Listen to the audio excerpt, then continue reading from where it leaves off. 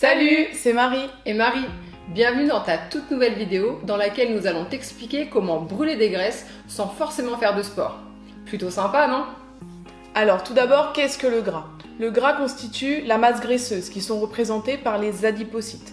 Pour faire simple, ces cellules graisseuses existent pour te fournir une source d'énergie lors d'une période de privation, comme le jeûne par exemple, ou lors d'un effort prolongé de type marathon. Elles se remplissent lors d'un repas et de nouvelles cellules vont se créer lorsque l'apport sera trop excessif, que ça soit en graisse, en sucre ou en alcool, et lorsque toutes les cellules préexistantes sont déjà remplies. À long terme, c'est ce qui peut causer une prise de poids. Tu dois bien sûr te douter où l'on veut en venir. Ce n'est pas en faisant rien que tu vas perdre le gras accumulé avant l'été.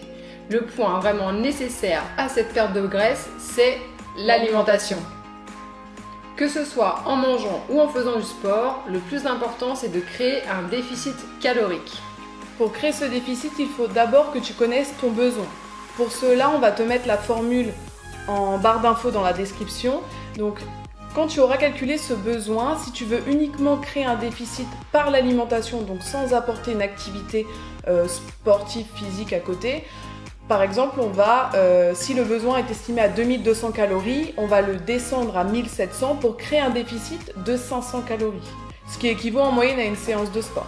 Donc pour cela, il faut principalement que tu réduises ton apport en glucides. Donc c'est la source principale que ton corps utilise comme source d'énergie, afin qu'il puisse puiser dans une autre source d'énergie comme on l'a vu précédemment, qui vont être les graisses.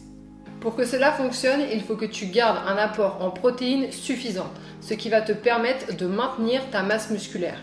Et qui dit masse musculaire, dit plus de calories brûlées au repos. C'est ce qu'on appelle le métabolisme de base. En résumé, tous les aliments à calories vides, type sucre, alcool, vont être à éviter pour privilégier tous les produits dits intelligents. Donc ça va être vraiment tout ce qui est produits frais, les légumes, les fruits, les céréales et les légumineuses, qui vont être riches en fibres et t'apporter de bons aliments, de bons nutriments et le bon quota de fibres. Le fait de réduire ces apports ne doit pas être un motif de carence ou de fatigue. C'est pour cela qu'on te recommande vivement de consommer ces produits-là. De plus, les protéines ont un effet satiétant, donc ça va te permettre d'éviter les petites fringales qui peuvent survenir au cours de la journée. Avec tous ces efforts, peut-être que tu auras envie de t'inscrire en salle de sport ou de pratiquer une autre activité physique sportive comme le basketball, la natation ou encore la danse, ce qui va te permettre d'augmenter ta dépense énergétique et donc de brûler davantage de calories.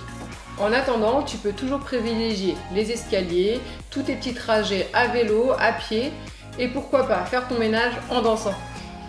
Sur ce, on espère que cette vidéo t'aura plu et t'aura donné quelques astuces intéressantes pour brûler des graisses en faisant le moins d'efforts possible. Pense à réagir en commentaire, à liker et à partager cette vidéo à quelqu'un à qui tu penses que ça pourra aider. Pense aussi à t'abonner à la chaîne. Et nous on te dit à bientôt pour une toute nouvelle vidéo.